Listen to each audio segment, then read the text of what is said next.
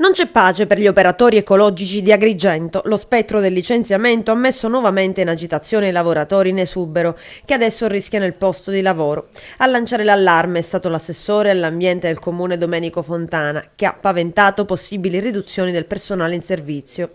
Dura la reazione dei sindacati, che puntuali sono scesi in campo in difesa dei netturbini. Per la CISL il problema non esiste, infatti i comuni della SRR Agrigento Est, scrive in una nota il segretario provinciale della CISL Maurizio Saia, hanno già fatto formale richiesta per circa 45 unità. Tale atto permetterebbe al comune di Agrigento di raggiungere la soglia delle 105 unità previste e il conseguente avvio della raccolta differenziata entro fine dell'estate. È necessario precisare che CISL e la FIT CISL, prosegue Saia, hanno da sempre avuto una posizione coerente e chiara ed hanno firmato insieme alle altre organizzazioni un accordo sulla mobilità interna del personale impiegato nei comuni facente parte della SRR al fine di scongiurare il rischio licenziamento.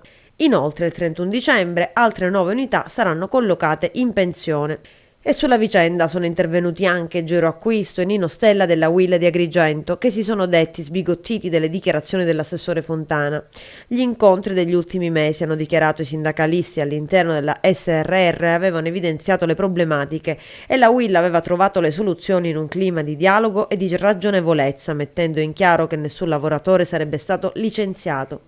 Il numero degli operatori, che era di 174 unità a oggi secondo la UIL, sarebbe di 91 lavoratori full time, 43 part time a 4 ore e 23 della SRR full time che hanno un contenzioso in corso al TAR. Per questi ultimi lavoratori nel nuovo piano finanziario Tari 2017 approvato dal Consiglio Comunale, chiariscono i sindacalisti, sono stati inseriti 868.000 euro.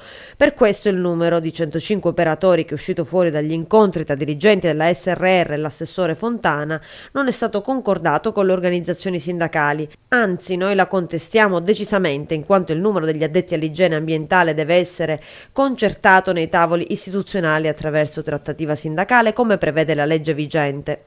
La misura è colma, lamentano infine il segretario generale della FP CGL Sicilia Gaetano Agliozzo e il segretario regionale con delega all'igiene ambientale Alfonso Buscemi in occasione del coordinamento regionale che si è tenuto a Enna. Da oltre 10 anni si spendono ingenti risorse pubbliche per gestire l'emergenza, hanno dichiarato i sindacalisti.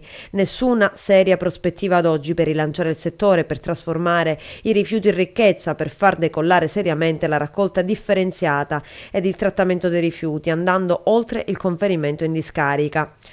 Forti interessi privati e criminali ostacolano la riforma del sistema e il governo regionale appare impotente ed incapace di gestire seriamente un progetto di efficientamento del sistema di gestione interna del ciclo dei rifiuti.